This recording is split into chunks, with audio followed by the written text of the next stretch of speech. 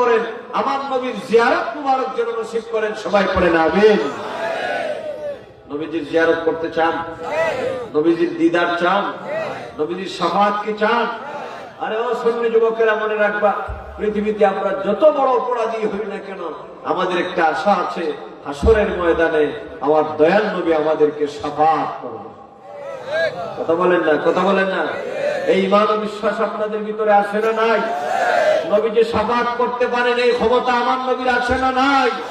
এই হাত তুলে বলো, আছে না নাই? আল্লাহু আকবার।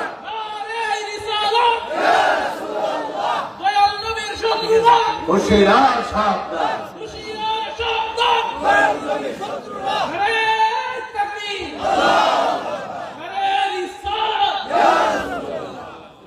কিন্তু আমার দেশে এক শ্রেণীর কপাল পোড়া মৌলবীরা আছে, নবীজির শাফাআত মানে না। ঠিকটা আপনারা যেভাবে, ঠিকটা আপনারা যে বুঝে শুনে ঠিক বলেন, ঠিক যেভাবে বলতেছেন মনে হচ্ছে বক্তৃতা করি আমি, আর ভয় পান আপনারা। আরে বাবা, এত ভয় পাইলে হবে কিভাবে? আমরা দায়িত্ব নিয়ে কথা বলি, এত ভয় পাওয়ার কিছু নাই। এই বাংলাদেশে কেউ কাউকে থ্রেট করার কোন সুযোগ নাই। এই দেশে যদি নবীজি শাফাআতের বিরুদ্ধে শ্রেণীর মৌলবীরা বলতে পারে, তাহলে আমরা যারা নবীর প্রেমিক, আমরা এই দেশে নবীর পক্ষে কথা বলার শক্তি এবং সাহস আমাদের আছে না? অতএব কিসের চিন্তা? আপনারা আপনাদেরটা নিয়ে থাকেন, আমরা কথা বলো। বাংলাদেশে কি সব একদল হয়ে যাবে? কথা বলে সব কি একদল হয়ে যাবে? তুমি বাধা দেওয়ার কে নিয়ে? তুমি তোমারটা করো, আমরা আমারটা করো। কথা বলা ঠিক না?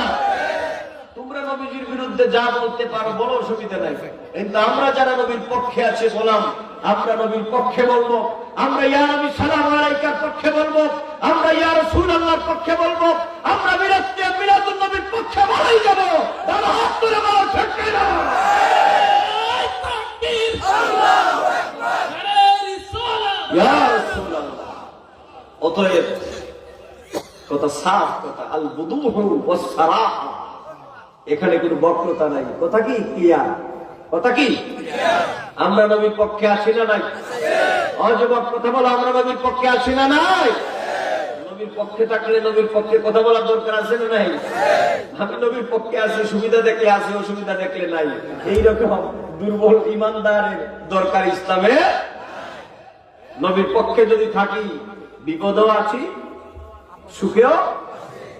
বাংলাদেশের আকাশের হাওয়া বাতাস এখন বেশি অনুকূলে না।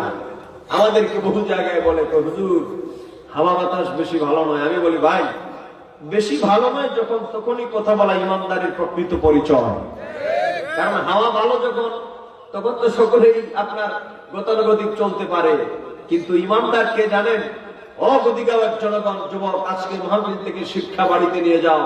ইমানদার তো হলো সেই, তার ভিতরে সেই বদ্ধমূল ধারণা থাকবে, গোটা পৃথিবীর সমস্ত মানুষেরও যদি আমার আল্লাহ এবং রাসূলের বিপক্ষে চলে যায়, আমি একজন ইমানদার, আমি আল্লাহ এবং রাসূলের পক্ষে কথা বলাই যাব যতক্ষণ এই দেহে প্রাণ থাকবে। কথা বলো ঠিক না? এটাই হলো ইমানদারের পরিচয়। কথা বলেন, এটা কি ইমানদারের? মারহাবা বলেন, মারহাবা।